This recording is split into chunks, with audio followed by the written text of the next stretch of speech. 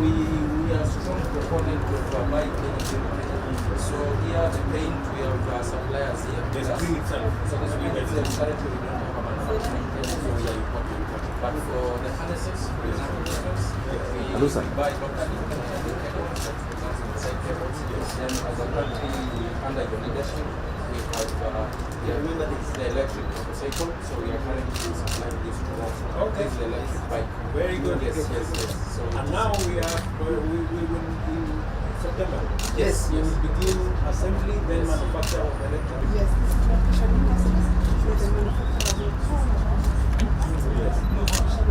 Yes. That is the process. And also we are also started manufacturing the motorbike parts. Okay. And this is the Where do you get the steel? You import we the buy steel them locally. locally. Yes. Very good. Yes. We want to encourage, like what we have done in our budget this year. Yeah. We want to see how we can promote the steel manufacturers, Yeah. cement manufacturers, paint manufacturers, so that they are done locally. We can employ more people. We really appreciate this. Thank you. How are you, my friend? Yes. Yes.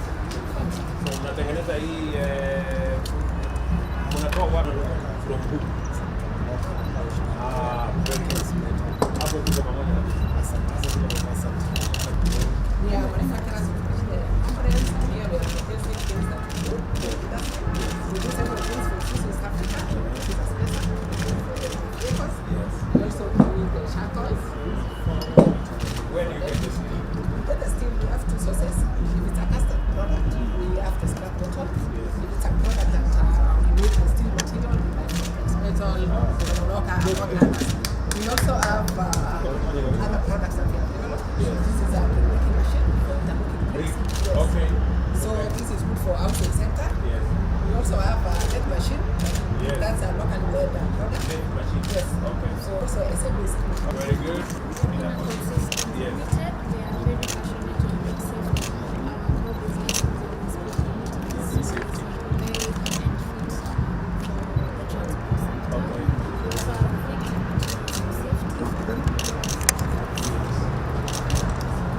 We also have a big